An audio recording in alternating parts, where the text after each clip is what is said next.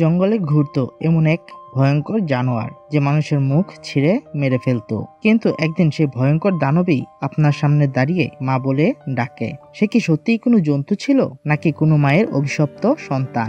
চলুন জেনে নেওয়া যাক পুরো কাহিনী। সিনেমার শুরুতেই আমরা মিনেসোটারের ঘন জঙ্গল দেখতে পাই। অন্ধকার ঘেরা গভীর রাত। একজন ইউটিউবার ক্যামেরা নিয়ে জঙ্গলের ভেতরে যাচ্ছে আর ভিডিও করছে। ইউটিউবারের কথায় জানা যায় 4 বছর আগে টমি নামের একটা ছেলে এই জঙ্গলের পুকুরে রহস্যজনকভাবে মারা গিয়েছিল। টমির মুখ খুব বাজেভাবে নষ্ট হয়ে গিয়েছিল। ডাক্তাররা বলেছিল এটা বন্যপ্রাণীর কাজ, কিন্তু ইউটিউবার সেটা বিশ্বাস করে না। তাই সে নিজেই সত্যটা খুঁজতে আর তার ভিউয়ার্সরাও যেন সত্যটা জানতে পারে সেই জন্য ভিডিও করছে।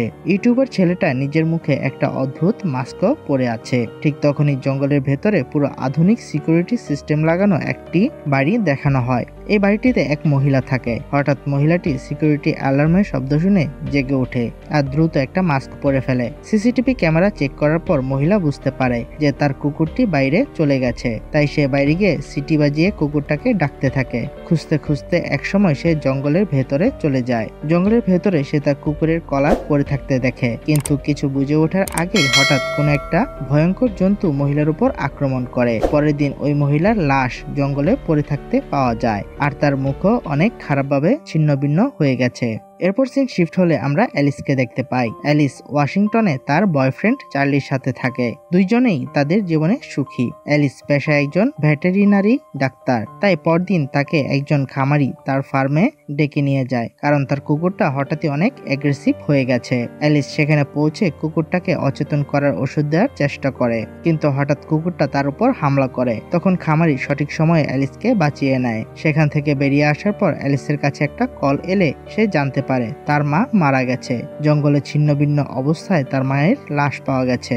এটা শুনে অ্যালিসের গা গুলিয়ে ওঠে, যেন বমি হয়ে যাবে। অ্যালিস মেয়ে হিসেবে মায়ের শেষকৃত্যের জন্য অনেক বছর পর মিনেসোটায় ফিরে আসে। সেখানে পুলিশ স্টেশন থেকে সে জানতে পারে একজন স্থানীয় ছেলে জঙ্গলে প্রথম তার মায়ের লাশ দেখেছিল এবং অ্যালিসের মা আগে থেকে হৃদরোগে আক্রান্ত ছিলেন। পুলিশ অফিসার অ্যালিসকে জানায় ময়নাতদন্ত শেষ না হওয়া অবধি তারা লাশ দিতে পারবে না। তাই অ্যালিসকে বাধ্য হয়ে কিছুদিনের জন্য তার মায়ের বাড়িতে থাকার সিদ্ধান্ত নিতে হয়। জঙ্গলের মাঝখানে নীরব একটা জায়গায় ছিমছাম একটা বাড়ি। অ্যালিস বাড়ির ভেতরে ঢুকতেই হঠাৎ করে সিকিউরিটি অ্যালার্ম জোরে বাজতে শুরু করে। তখন অ্যালিস অ্যালার্মটা বন্ধ করার চেষ্টা করতে থাকে, কিন্তু কিছুতেই অ্যালার্ম বন্ধ না হলে অ্যালিসের রাগ উঠে যায়। সে রাগের বশে কন্ট্রোল স্ক্রিনটাই ভেঙে ফেলে। এরপর অ্যালিস একজন সার্ভিসম্যানকে খবর দেয় সিকিউরিটি সিস্টেম ঠিক করানোর জন্য। এরপর অ্যালিস বাড়ির বাহিরটা ঘুরতে ঘুরতে চার্লিকে ফোন করে জানায় যে তার মা মারা গেছেন। মূলত সে চার্লিকে না জানিয়েই এখানে চলে এসেছে।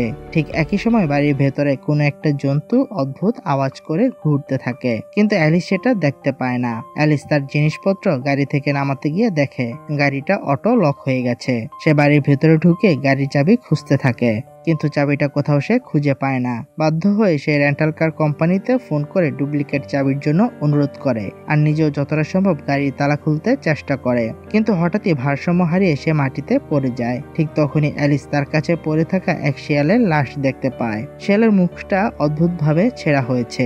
অ্যালিস ভয় পেয়ে যায়। রাতের বেলা যখন অ্যালিস ঘুমিয়েছিল তখন ওপর থেকে কোনো কুকুরের ডাকের আওয়াজ আর ঘরে কারো হেঁটে বেড়ানোর শব্দে অ্যালিসের ঘুম ভেঙে যায়। সে সিঁড়ি দিয়ে উপরে উঠে লন্ড্রি রুমে পৌঁছে দেখে যে কাপড় সে ড্রয়ারে রেখেছিল ওগুলো একেবারে ছিঁড়ে গেছে। অ্যালিস অবাক হয়ে ভাবতে থাকে এটা কিভাবে হলো। ঠিক সেই মুহূর্তে হঠাৎ সিকিউরিটি অ্যালার্ম বাজতে শুরু করে, যেন বাইরে কিছু একটা ঘটেছে। অ্যালিস দ্রুত জানালা দিয়ে বাইরে তাকায়, কিন্তু সে কোনো কিছুই দেখতে পায় না। কিন্তু ভাঙা কন্ট্রোল স্ক্রিনে সে খেয়াল করলে দেখে কোনো অদ্ভুত প্রাণীর মতো কিছু একটা দৌড়ে যাচ্ছে।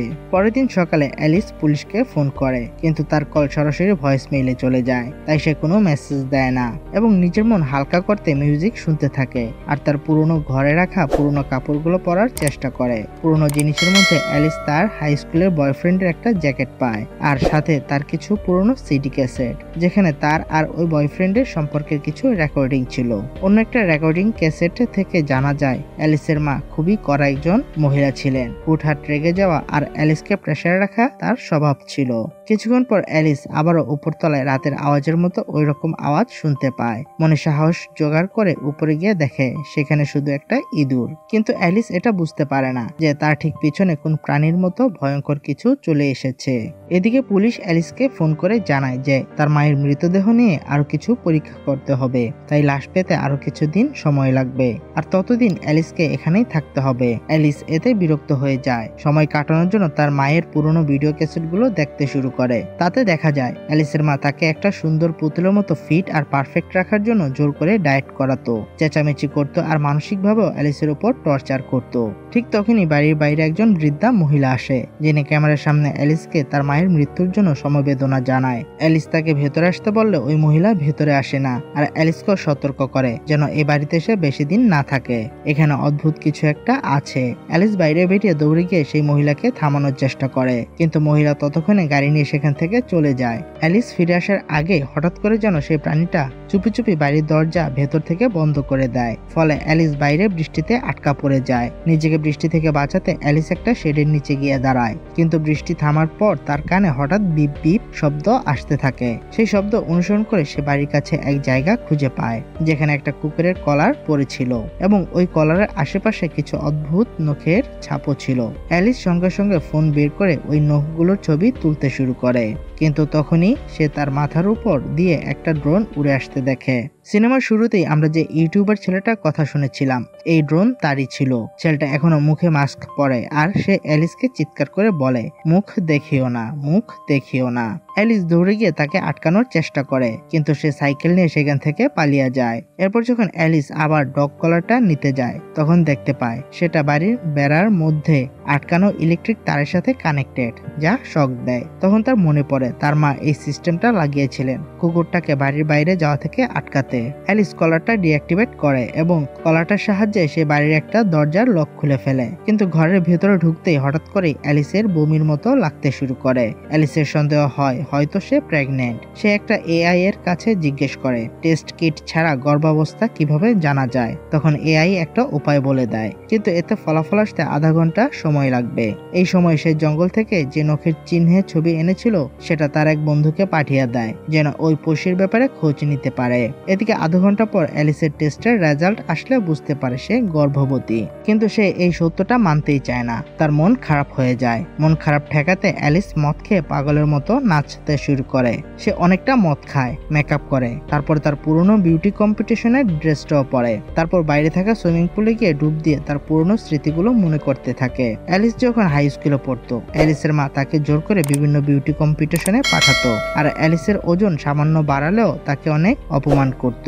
সে দুঃখ ভারাক্রান্ত মনে চার্লিকে ফোন করে বলে যে এই বাড়িতে সে এখনো সেই চিৎকারগুলো শুনতে পায়, যা থেকে বাঁচার জন্য সে বহু বছর আগে এদেশ ছেড়ে চলে গিয়েছিল। অ্যালিসের কথায় চার্লিও একটু চিন্তিত হয়ে পড়ে। অ্যালিস চার্লিকে বলে সে প্রেগনেন্ট। এই খবরে চার্লি খুশি হয় আর অ্যালিসের কাছে আসবে বলে জানায়, কিন্তু অ্যালিস চার্লিকে এখানে আসতে মানা করার আগেই কল কেটে যায়। হঠাৎ অ্যালিস আবার জঙ্গলের দিক থেকে কিছু আওয়াজ শুনতে পায়, আর যখন সে জঙ্গলের দিকে যায়, অন্ধকারে সে ভয়ঙ্কর প্রাণীটির হালকা ছায়া দেখতে পায়। হঠাৎ করে সিকিউরিটি অ্যালার্মও বাজতে শুরু করে। ভয়ে অ্যালিস দৌড়ে বাড়ির মধ্যে ঢুকে পড়ে আর ক্যামেরার রেকর্ডিং চেক করতে থাকে। ঠিক তখনই হঠাৎ টিভি নিজের থেকেই অন হয়ে যায় এবং এতে তার মায়ের পুরনো ভিডিও ক্যাসেট চলতে শুরু করে। ভিডিওটিতে তার মা 17 বছর বয়সী অ্যালিসকে মোটা হওয়ার জন্য ডেকে তিরস্কার করছে, ঠাট্টা করছে আর মানসিকভাবে আঘাত করছে। এমনকি অ্যালিসের পেট পাতলা দেখানোর জন্য তার পেটে একটা টাইট বেল্টও বেঁধে দিচ্ছে। এসব দেখে অ্যালিস রেগে গিয়ে সব ভিডিও ক্যাসেট ভেঙে ফেলে এবং মন শান্ত করার জন্য বাথরুমে গিয়ে সে সেডেটিভস খুঁজতে শুরু করে। তখন অ্যালিস জানতে পারে তার মায়ের কাছে এমন সেডেটিভস আছে যা শুধু বিপজ্জনক বন্যপ্রাণীদের শান্ত করার জন্য দেওয়া হয়। সে ভাবতে থাকে তার মায়ের এসব কেন দরকার ছিল।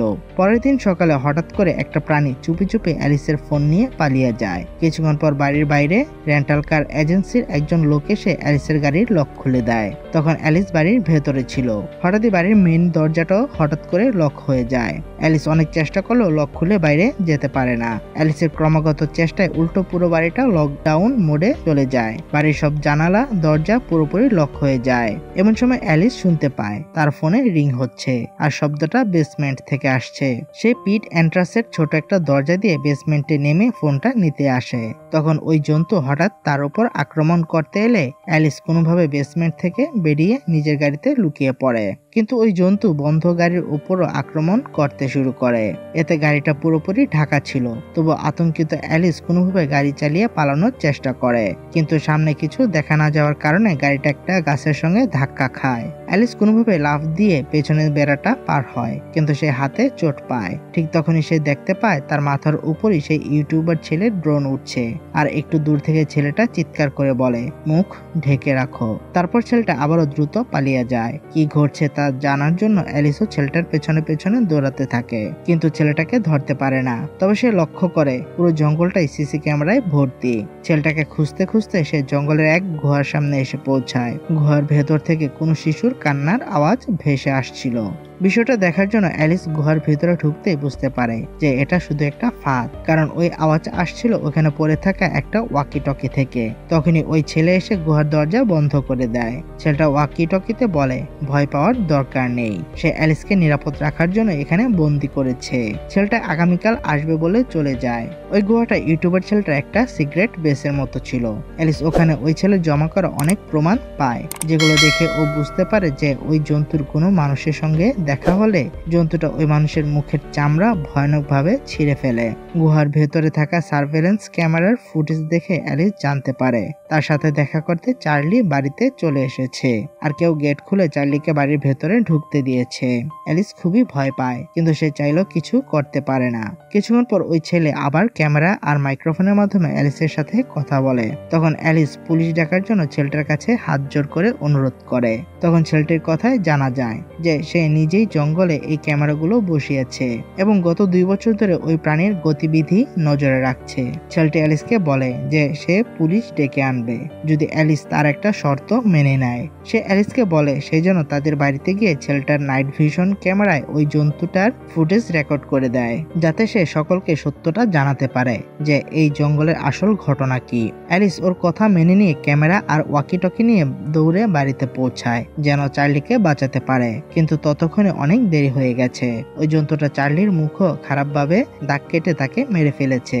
ওই ছেলেটা ওয়াকি টকিতে আবার অ্যালিসকে সতর্ক করে যেন অ্যালিস মুখ না দেখায় আর টর্চ না জ্বালায়, সাথে এটাও বলে জন্তুটার চোখে চোখ না রাখতে। অ্যালিস এখন নাইট ভিশন ক্যামেরা নিয়ে গোটা বাড়িতে ওই জন্তুকে খুঁজতে শুরু করে। ঠিক তখনই আচমকা অ্যাটিকের দরজা নিচে থেকে খুলে যায়, কিন্তু অ্যালিস উপরে যাওয়ার সাহস পায় না। পুরো বাড়িতে ওই জন্তুর চলাচলের আওয়াজ শোনা যাচ্ছে। এদিকে ধীরে ধীরে ক্যামেরার ব্যাটারি চার্জ কমতে শুরু করেছে। অ্যালিস বাড়ির বাইরে বের হওয়ার চেষ্টা করে, কিন্তু মেইন ডোর আবার লক হয়ে গেছে। আর অ্যালিস টেরও পায়নি যে ওই মুহূর্তে ওই জন্তু ঠিক তার পেছনে বসে আছে। অ্যালিস ভয়ে অন্য রাস্তা খুঁজতে শুরু করে, কিন্তু সব রাস্তা বন্ধ হয়ে গেছে। হঠাৎ করে সেই জন্তুটা একটি রুম থেকে পুরনো ভিডিও ক্যাসেটগুলো তার দিকে ছুটতে শুরু করে, যেন সে অ্যালিসকে ওই ভিডিও ক্যাসেটগুলো দেখাতে চাচ্ছে। কিন্তু অ্যালিস ভয় পেয়ে যায়। হঠাৎ সে দেখে সেই জন্তুটা এক রুমের মধ্যে দৌড়ে যাচ্ছে, আর ঠিক তখনই তার ক্যামেরাটাও বন্ধ হয়ে যায়। অ্যালিস আতঙ্কিত হয়ে পড়ে আর আলো খুঁজতে থাকে। সে একটা ফ্ল্যাশলাইট খুঁজে পায়, কিন্তু ফ্ল্যাশলাইট জ্বালানোর সময় সে ওই ছেলের দেওয়া সতর্কতা ভুলে যায়। ছেলেটি বলেছিল আলো না জ্বালাতে, কিন্তু অ্যালিস এই ভুলটাই করে বসে, যার ফলে সেই জন্তু অ্যালিসের উপর আক্রমণ করে তাকে মাটিতে ফেলে দেয়। আর ধীরে ধীরে তার উপর উঠে একটা মিউজিক্যাল খেলনা দিয়ে একটাই শব্দ বলে, শব্দটা হলো আদার। এই শব্দটা দিয়ে সে যেন অ্যালিসকে কিছু বোঝাতে চাচ্ছে, কিন্তু অ্যালিস কিছুই বুঝতে পারছে না। সে শুধু ভয়ে মুখ ঢেকে চুপচাপ দাঁড়িয়ে থাকে। তখন হঠাৎ বাড়িতে পুলিশ ঢুকে পড়ে এবং অ্যালিসকে বাঁচিয়ে নেয়। পরের দিন সকালে ওই প্রাণীকে হাসপাতালে পাঠানো হয়, কিন্তু অ্যালিস এখনো পুরোপুরি ট্রমায় আচ্ছন্ন। তবে তার মায়ের একটি কথা তার মনে পড়ে, যা সে শুরু করেছে সেটা শেষ করতে হবে। তাই অ্যালিস বাকি ভিডিও টেপগুলো দেখতে শুরু করে, যেখান থেকে সে চরম সত্যি জানতে পারে। 17 বছর বয়সে সে যখন প্রেগনেন্ট ছিল, তখন তার মা তাকে জোর করে বিউটি কম্পিটিশনে অংশগ্রহণ করানোর চাপ দিচ্ছিল। তখন খুবই খারাপ পরিস্থিতিতে অ্যালিস একটি পুত্র সন্তানের জন্ম দেয়, কিন্তু প্রসবের সময় অতিরিক্ত রক্তক্ষরণে অ্যালিসের মেন্টাল শক হয়, যার কারণে তার মস্তিষ্ক সেই সব স্মৃতিটা পুরোপুরি মুছে ফেলে। আর তার মা ওই শিশুটাকে কোথাও লুকিয়ে রাখে। ভিডিওগুলো দেখে অ্যালিসের অবস্থা ক্রমশ খারাপ হতে থাকে, তাই তাকে সঙ্গে সঙ্গে হাসপাতালে নেওয়া হয়। এদিকে সুযোগ বুঝে সেই ইউটিউবার অ্যালিসের বাড়ির বেসমেন্টে চলে আসে এবং সে তখনও ভিডিও করছিল। ছেলেটির কথা অনুযায়ী আজ অব্দি যা যা ঘটনা ঘটেছে এসব কোনো বন্যপ্রাণীর কাজ নয়, বরং এই ছোট অন্ধকার জায়গাটা যেখানে বছর ধরে কাউকে প্রাণীদের মতো বন্দি করে রাখা হয়েছিল তার কাজ। বন্দি অবস্থায় থেকে থেকে সেই বাচ্চাটির ভয় আর রাগে এমন একটা অবস্থা হয়েছে। সিন শিফট হলে দেখা যায় হঠাৎ করে হাসপাতালে ফায়ার অ্যালার্ম বাজতে শুরু করেছে। সবাই বাইরে দৌড়াদৌড়ি করছে, কিন্তু অ্যালিস বুঝতে পারে যে এটা আসলে ওই বাচ্চাটার কাজ। সে এখনো অ্যালিসের সাথে যোগাযোগ করতে চাইছে। অ্যালিস হাসপাতালে সেই মিউজিক্যাল খেলনার শব্দ শুনতে পায়, আর যখন সে সেই শব্দ অনুসরণ করে এগোতে থাকে তখন সে বাথরুমে সেই খেলনাটা খুঁজে পায়, যার মাধ্যমে ওই প্রাণী তাকে আদার লিখে কিছু বোঝানোর চেষ্টা করছিল। অ্যালিস লক্ষ্য করে যে খেলনাটার এম বাটনটা ভাঙা। তখন সে বুঝতে পারে যে ওই বাচ্চাটা তাকে মাদার বলতে চাইছিল, আর সেই বাচ্চাটা কোনো পশু নয় বরং তার নিজেরই ছেলে। তখন আমরা দেখতে পাই অ্যালিসের পেছনে সেই বাচ্চাটি এসে দাঁড়িয়েছে, যে আসলে একজন জলজন্ত মানুষই ছিল। কিন্তু অ্যালিসের মা বছরের পর বছর বাচ্চাটিকে বন্দি রেখে আর পশুদের ওষুধ খাইয়ে তাকে পশুর মতো করে তুলেছিল। অ্যালিসের ছেলে ধীরে ধীরে মুখের মাস্ক খুলে ফেলে। ছেলেটা যেন বলছে, দেখো মা তোমার ছেলের কি অবস্থা করে দিয়েছে। অ্যালিসের চোখেও জল আসে। সে বুঝতে পারে যে আওয়াজগুলো আগে সে বাড়িতে শুনতো, যে শব্দগুলো থেকে বাঁচতে সে বাড়ি ছেড়ে পালিয়েছিল, যে শব্দগুলোকে সে মনের ভ্রম মনে করত, সেগুলো সত্য ছিল। সেগুলো তার ছেলেরই আওয়াজ, যে বছরের পর বছর বাড়ির ভেতরই বন্দি ছিল। আর এখানে সিনেমাটি শেষ হয়ে যায়। তো ভিউয়ার, সিনেমাটি কেমন লাগলো কমেন্টে জানাতে একদমই ভুলবেন না। আর নতুন করে মুভির এক্সপ্লেনেশন পেতে চাইলে তাও কমেন্টে জানাবেন। দেখা হবে পরের ভিডিওতে। ততক্ষণ ভালো থাকুন, সুস্থ থাকুন।